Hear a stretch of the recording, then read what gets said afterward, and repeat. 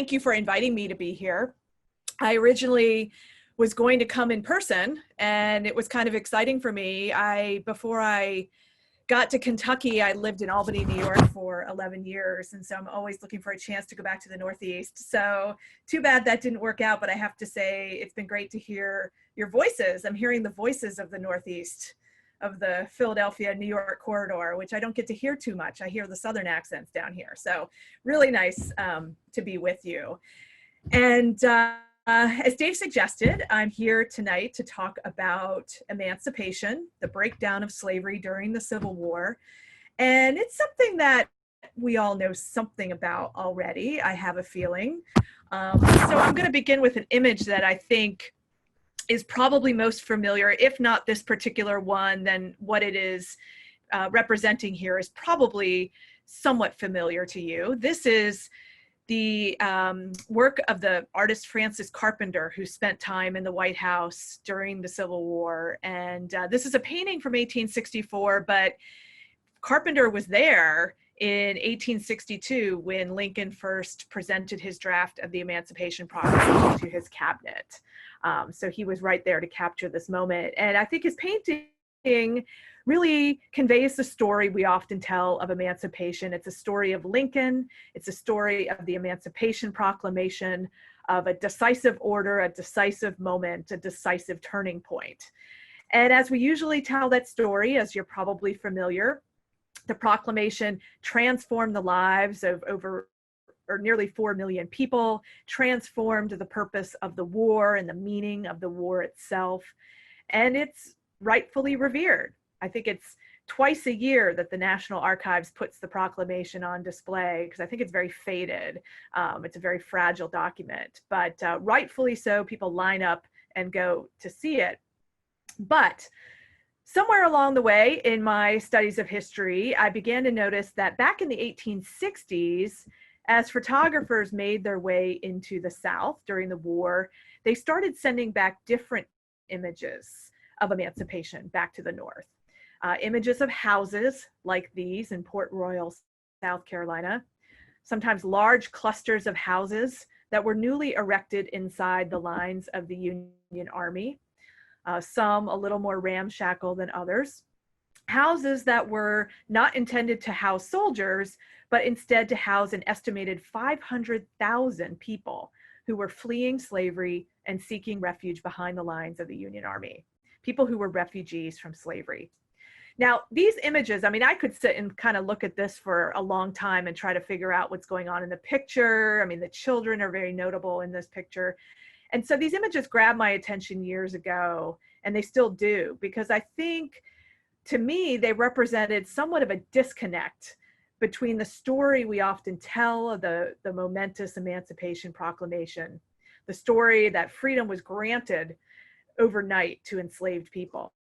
A disconnect between that and images of people who, under the most dangerous of circumstances, decided to risk their lives and hit the road and seek refuge with an army that was fighting this very destructive war.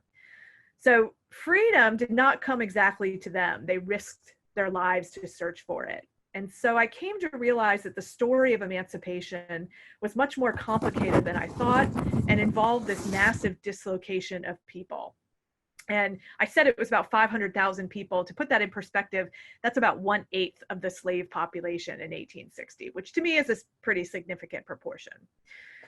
So I began to ask why this mass migration happened. Why did it apparently have to happen? And what was it like on a daily basis to experience this transition from slavery to freedom inside the lines of the Union Army in camps like these? And so those are the questions that I asked and tried to answer in my book. I got smart. I was going to hold it up, but I know when you hold it up, it looks backwards to everybody. So I did put the slide up here. So this is a book that aims to tell this fuller story of how exactly people became free during the Civil War. So it's not the story of how freedom was promised. That's the story we know of the Emancipation Proclamation, but it's a story of how they made that promise a reality, how it actually worked in everyday life. And so I thought tonight I would begin giving you a little bit of background to this migration, how it got started. And it's a little more complicated story than I even thought it would be when I first started digging into it. But the story actually begins in the war's opening days in late April 1861 in scenes like this. Now, this is a photograph from later in the war in Virginia, but it captures some of the scenes that people were beginning to see, again, just in the early weeks.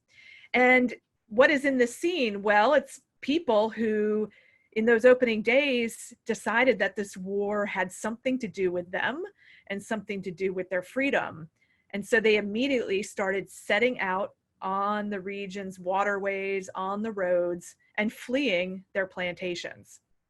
Now, that's pretty remarkable in the opening weeks of the war to see slaves running away to the Union Army, because the Union Army had given them no signals that they would be welcome in their lines. In fact, really, the Union had kind of done the opposite.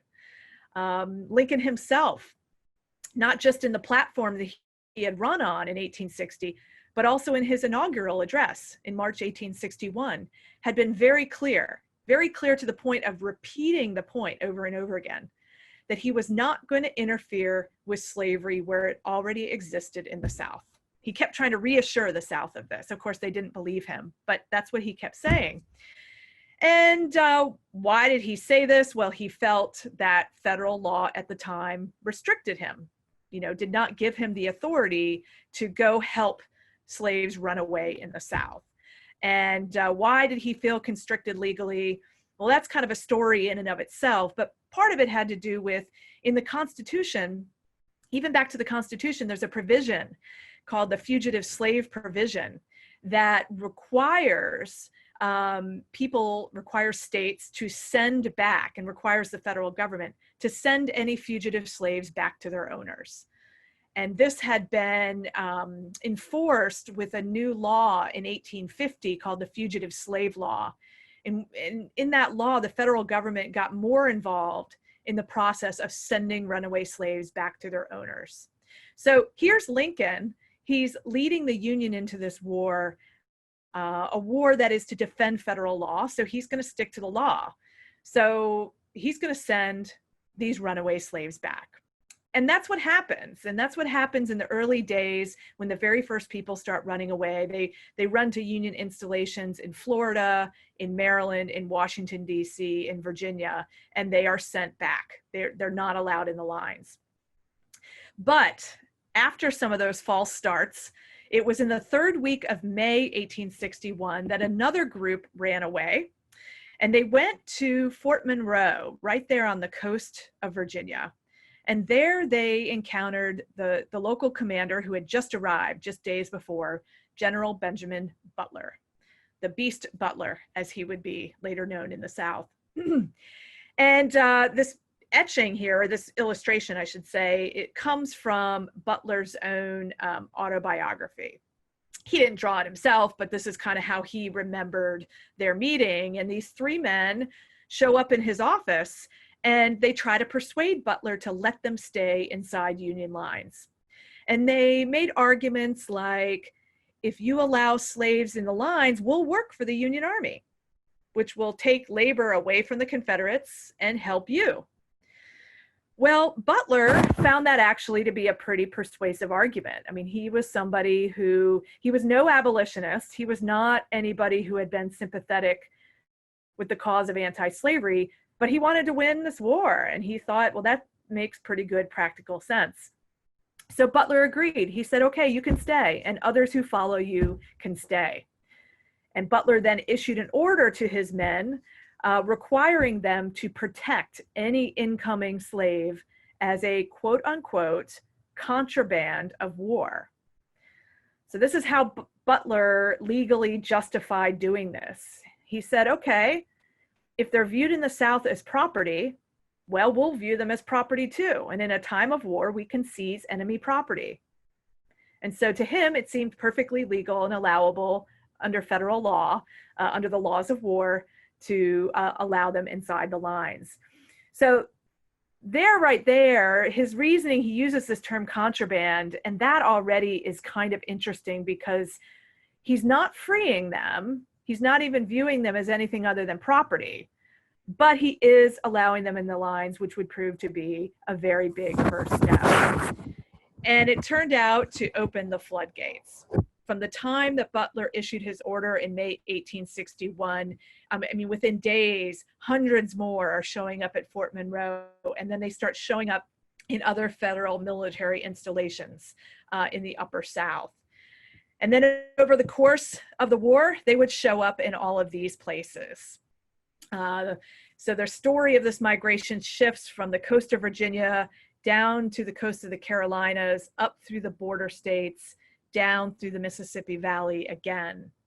Basically in a path that corresponds with the path of the Union Army, because that is what anybody fleeing slavery needed during this war. They needed to get close to the Union Army and its sphere of protection. Now, this is a map of most of the places I've identified where people fled, went inside Union lines, and then formed these new encampments, refugee camps. And some of the places I couldn't find, I see them mentioned in these old Army records, but it was hard to find exactly where geographically they were, but this is a lot of them. And as you can see, if you're familiar with the map of the Union's occupation of the South, this really follows the footprint of the Union Army. So some of these places, what this meant is people were fleeing into Union occupied cities like Nashville here, where they crowded into old abandoned buildings or newly burned out buildings, as you can see in this image. Or they went to cities and created new tent villages, like we can see by the end of the war in the outskirts of Richmond, Virginia. Very often, though, where they were going and where they would set up a new encampment was where a former plantation once stood. And here's a picture, another picture from Camp Nelson, Kentucky. We saw one earlier.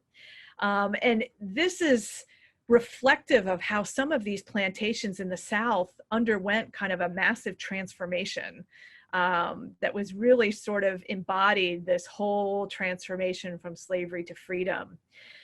To give you one example, in Giles County, Tennessee, which is just south of, well, a little bit south of Nashville, there was a plantation that before the war housed 63 people as slaves.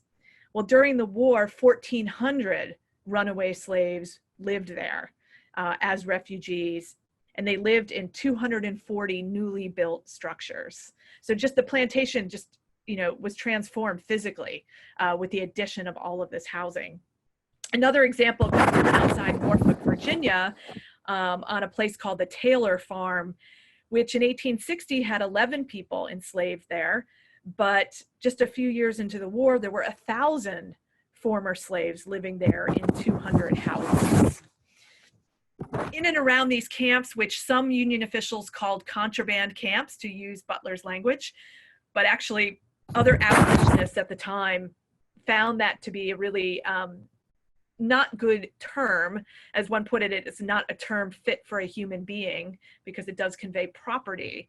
So others called them refugee camps. But in and around these camps, you can kind of see in these pictures, they started to set up new lives for themselves. One of the most important first things they did was to try to get employment with the Union Army. And the Army did hire them and hired them in large numbers. And this was again in the Army's interest. It could free up, you know, other men. Initially, it was white men to go serve as soldiers, and they would use formerly enslaved people as labor for building roads, digging ditches, burying bodies. They worked as cooks. They worked as washerwomen because the Army did indeed hire women too. It was not just men. Some of them went to work for the Army as a guide or a scout or even a spy. So the Union Army recognized that some of these incoming former slaves brought with them a lot of knowledge about the local landscape, about local Confederates, what they had seen of the Confederate Army, and had valuable information that they could share. And most importantly, for those that were going to the camps, once they were employed, they were promised wages.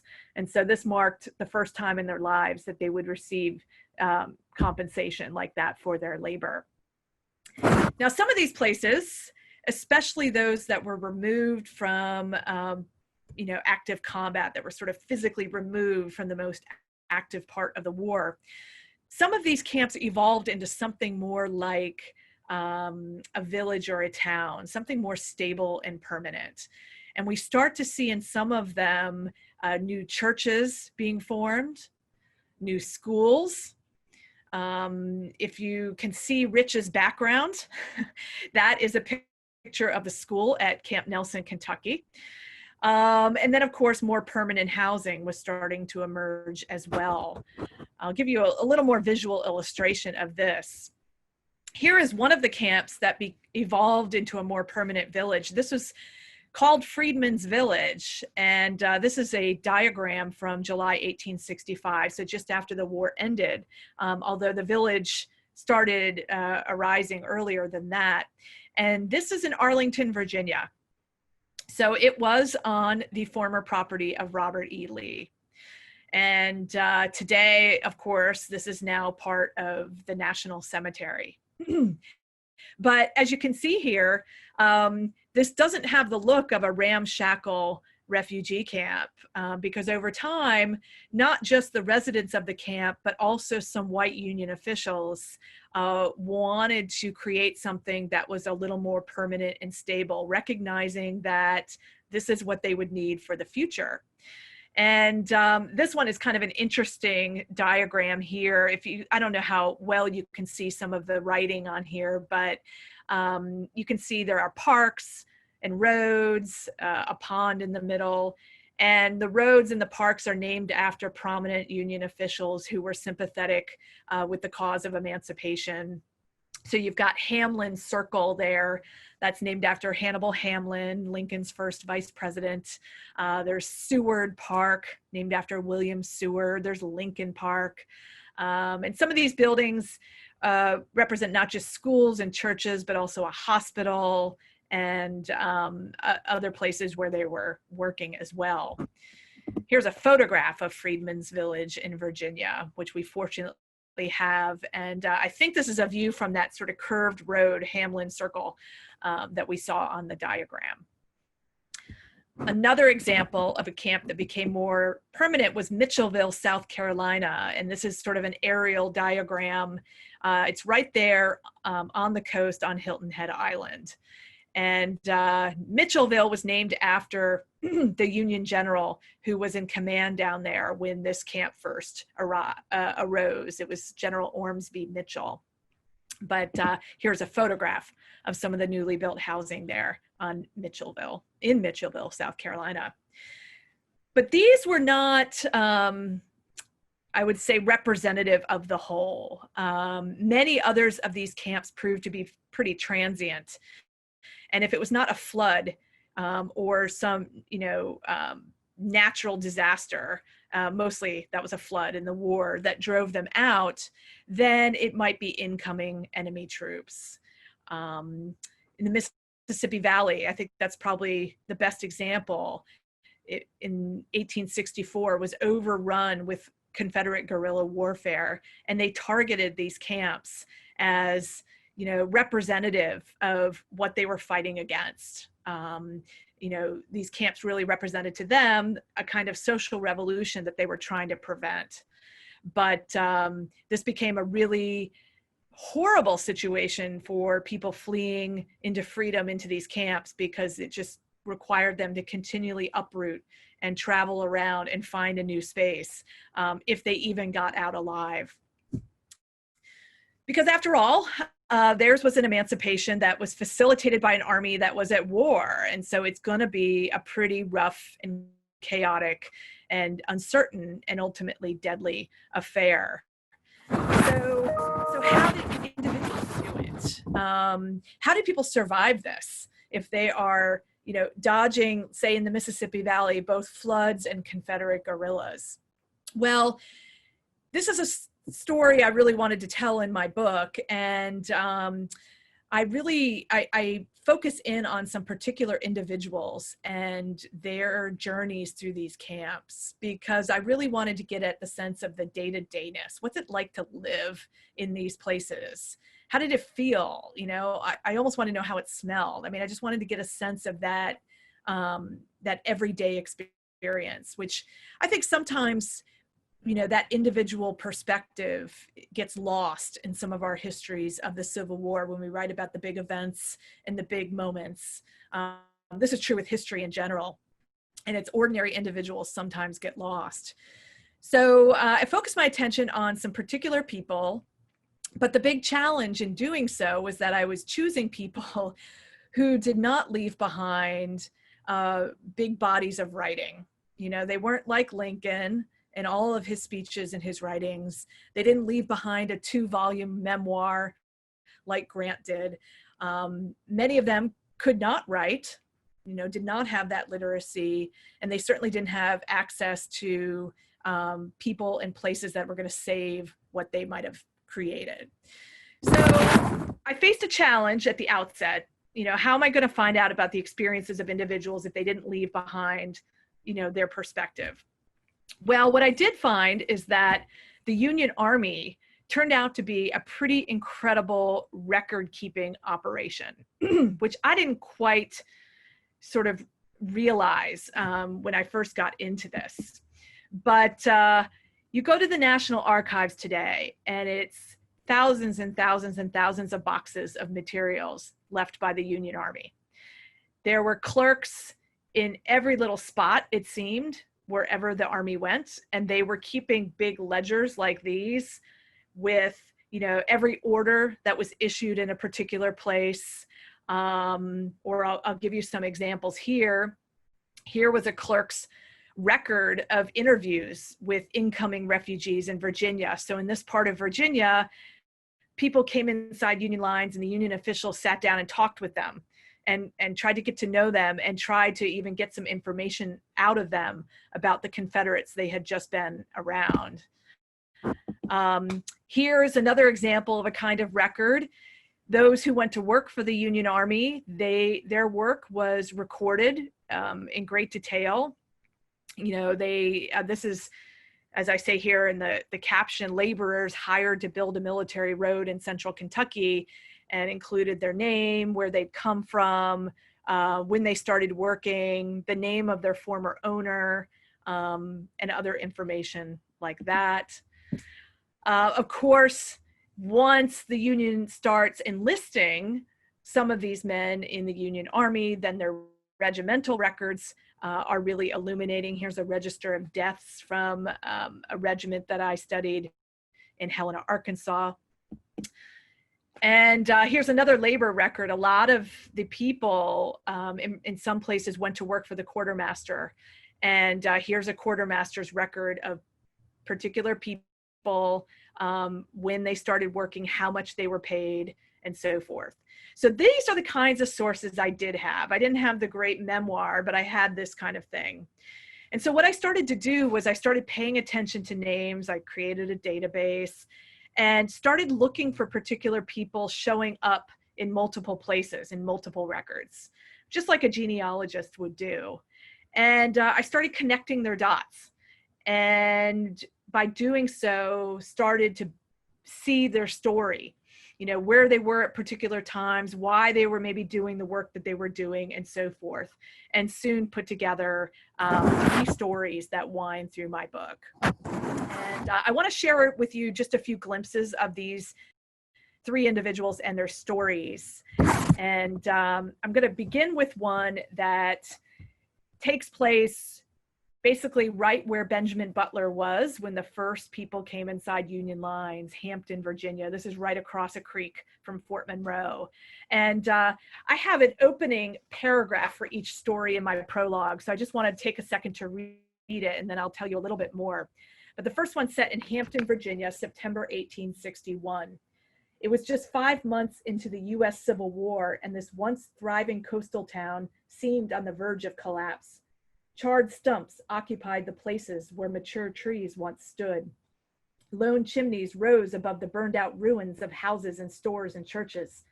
And once grand homes looked nothing like they did weeks before, having collapsed into piles of bricks. And yet, amid all the rubble and ashes, Edward and Emma Whitehurst saw more than a town destroyed. They began rolling barrels of flour into one of the abandoned buildings and dragged in bushels of potatoes. They placed pigs in the side yard to be fattened up and readied for slaughter, and, as the late summer heat bore down on them, got to work baking ginger cakes. In these moments, this husband and wife, enslaved from the days they were born, but now miles from the white man who claimed to be their owner, became storekeepers. And if they could make a go of it in this war-ravaged town, if the Union soldiers and other people like them seeking freedom from slavery were willing to come inside and buy their goods, then they could sell their way into a new life as free people.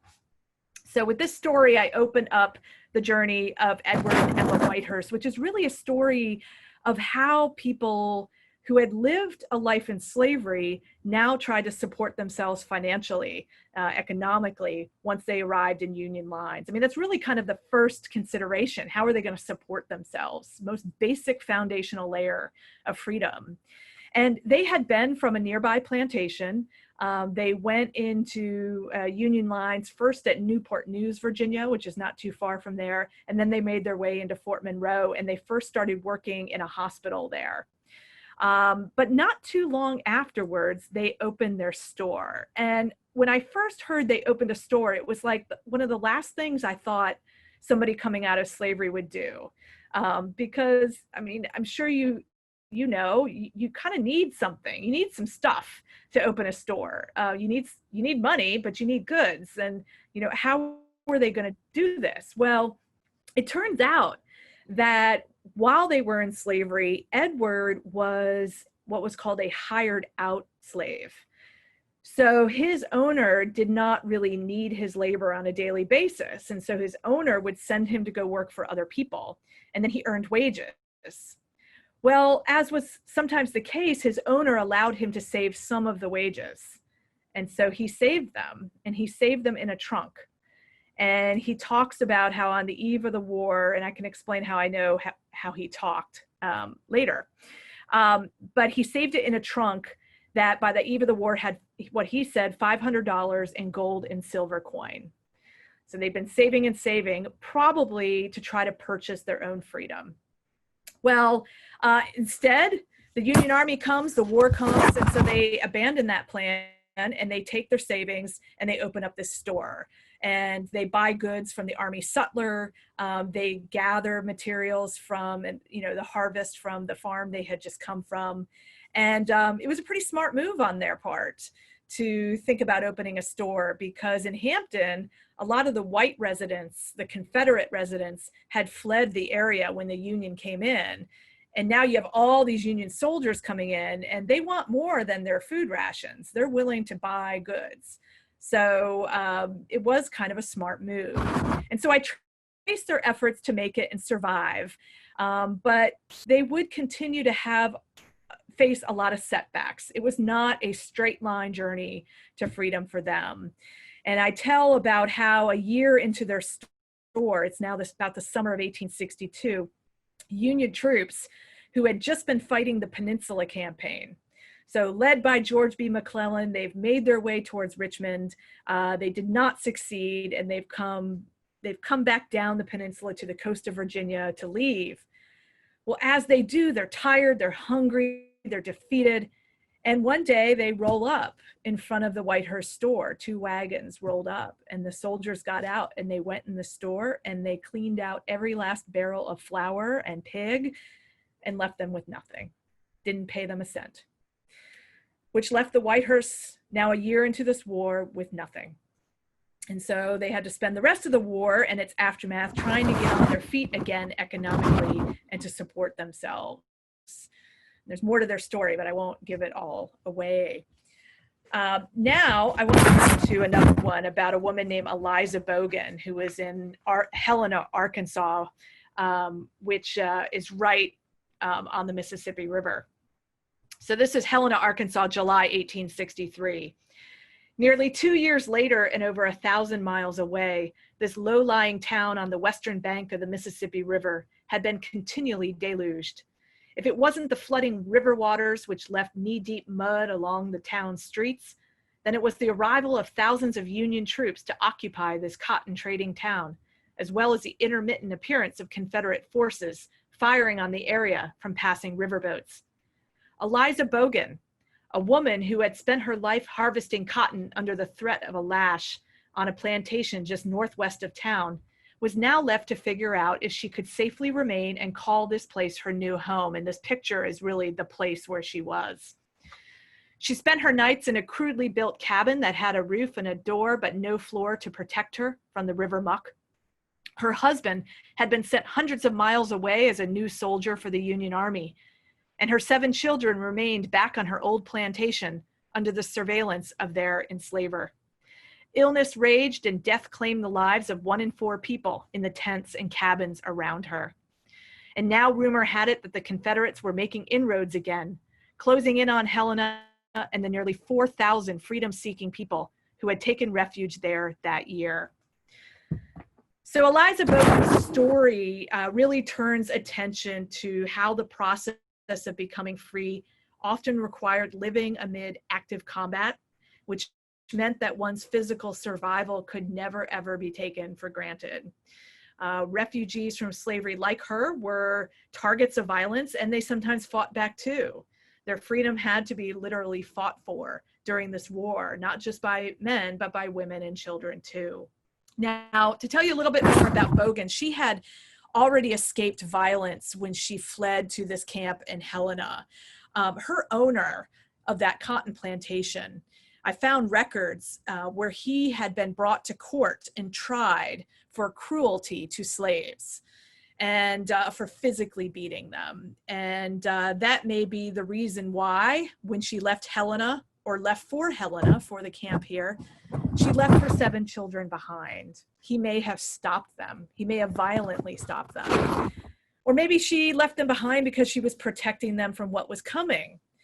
Because not long after her arrival in this camp, the Confederates did indeed attack. So she was really surrounded by violence all around. They attacked in what was the Battle of Helena that took place in July 1863. This was part of the Vicksburg campaign.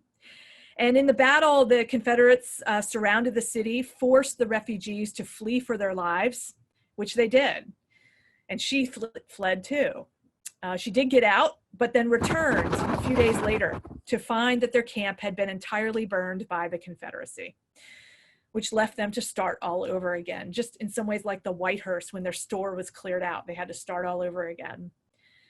Well, Bogan could have stayed there and, like some others, tried to rebuild her housing. Or she could have done what the Union was encouraging them to do, which was to get on boats and go north to St. Louis.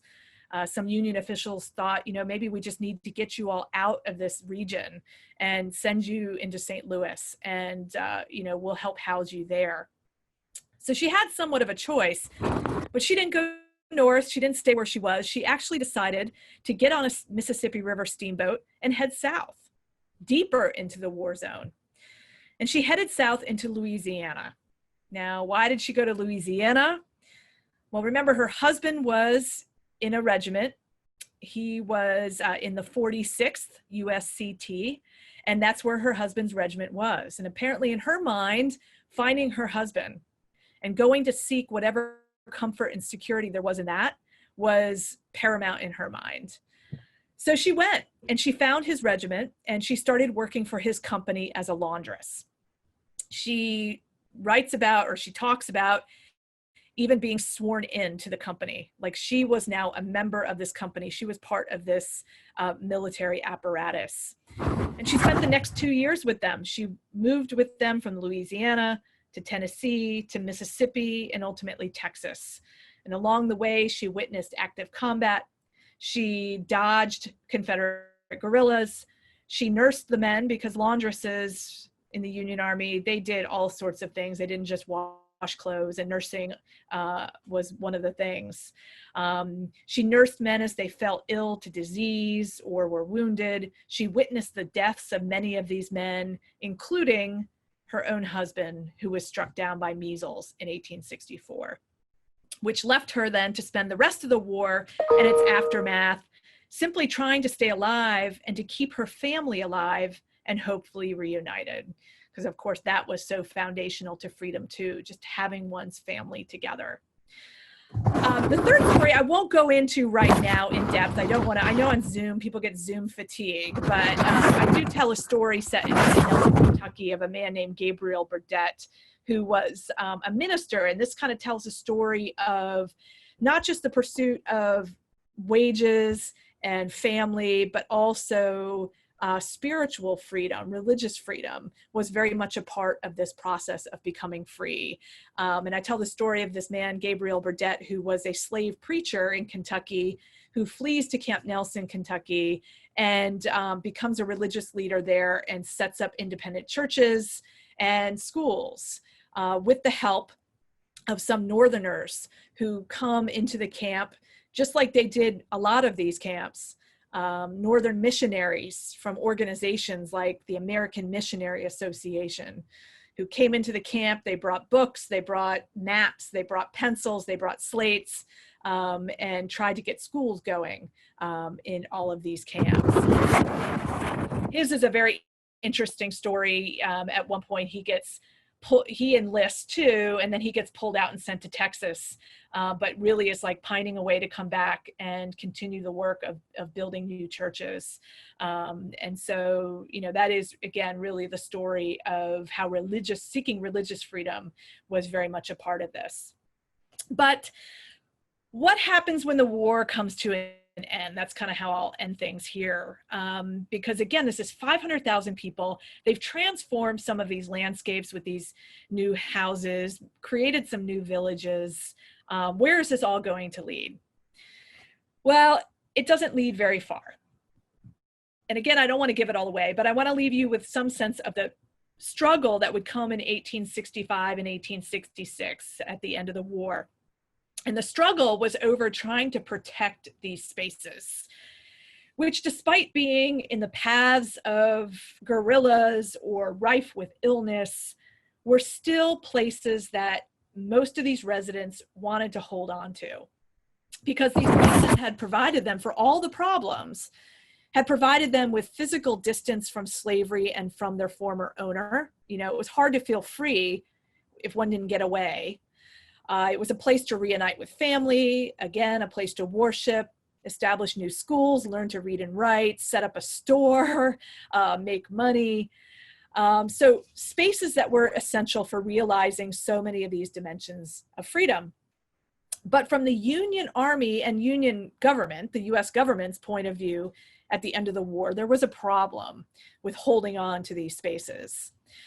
Because in most of these camps, were located on lands that were precisely the same, quote unquote, confiscated and abandoned lands that were in the Union's possession at the end of the war, that now the Union wasn't sure if they should hold on to or not. So a lot of these were on lands that the Union had confiscated, and all told, that was about 800,000 acres across the South. And the question became, well, should we hold on to these lands, or should we return them to their Confederate owners, which some in the Union argued was the right thing to do in the interest of reunion and reconciliation with the South? Now, residents of these camps had a pretty firm opinion. You know, they came down on the side of, we want the Union to hold on to this land, don't give it back. They strongly believed that they had a legitimate claim to these lands now, that the Confederates had forfeited them. And so they started pooling what money they had made during the war and tried to purchase some of these lands. And they advocated that the Union hold on to them to make them available and sell them to them. Well, initially, the Union listened. The most famous example is General William T. Sherman. Now, you're familiar, I'm sure, with Sherman's march to the sea. And along the way, he met with a group of, well, actually at the end of it, he met with a group of Black ministers in Savannah who urged him to help hold on to this land. And so he issued an order that was called Special Field Order Number 15 that reserved 400,000 acres of land along the Carolina, South Carolina, Georgia, and Florida And he said that this land should be subdivided into 40-acre parcels and then granted to these formerly enslaved people. Then, so that was a big, I mean, Sherman doing that was kind of a big step of advocacy on the part of these formerly enslaved people. And then, not just after that, the Union created a new agency, a new federal agency that was supposed to help formerly enslaved people make the transition to freedom. And it was called the Freedmen's Bureau. And one of the tasks in the congressional legislation of this new bureau that was stipulated in the legislation was that they were to do the work of dividing this land into 40-acre parcels and make sure it's either rented or sold to newly freed people. So things were looking good until it all changed. And it changed with the ascension of the new president in 1865, Andrew Johnson, who succeeded Abraham Lincoln. And Johnson, he's gotten a little more press attention lately because, of course, of his impeachment, but he also proved far more sympathetic with ex-Confederates than many other Union people. And he was very interested in sectional reconciliation. Let's bring North and South together harmoniously. And so he stopped all of this land stuff in its tracks and ordered that all land be returned to their former Confederate owners. All land. Not just the land that Sherman had set aside, but all the land confiscated by the Union during the war, which meant that all of these camps, and there were over 300 of them by the end of the war, had to be emptied and destroyed. Well, the residents were not going to go quietly. It was too important to them. They stood their ground. They held public meetings. They hired lawyers. They appealed to members of Congress. One perfect example are the residents of Edisto Island, South Carolina, who gathered that fall in public meetings and then wrote a letter to Andrew Johnson and urged him to reconsider this. And they said, we don't want you giving us the land. We want to buy it. We can buy it. Just let us buy it. You know, make it available us to purchase, because they knew that the former Confederate owners of this land were not going to sell this land to Black people. So they made arguments like, we are, and this is direct quotes from them, we are ready to pay for this land. Shall not we who are freedmen and have been always true to this union have the same rights as are enjoyed by others?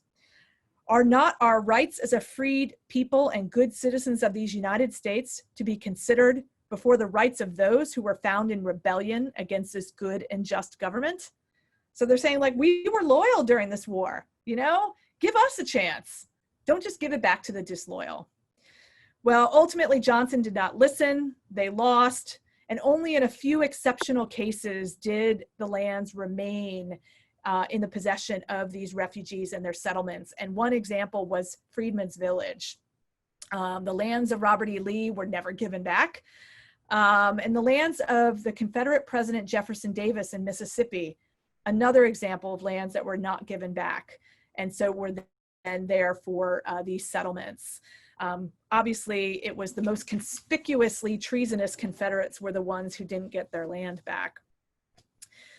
All right, so there's no happy ending exactly, which is maybe not a surprise to you, because I think we know that emancipation did not lead to full unfettered freedom and full equality for African Americans, and that freedom struggle would continue into the present day. But I think, you know, one thing I think is interesting and useful about this history is that it not only tells us about the great risks that people would take to find freedom, but also that, and it tells us how fragile freedom could be. But they also remind us that what followed in the Jim Crow South was not inevitable. There was another path. There was something else had been possible in the 1860s, and it was glimpsed by everybody who was in these camps. So I'll leave it there. I obviously have a lot more I can say, but that gives you kind of an overview of sort of how things evolved over time. And I'd be happy to take questions.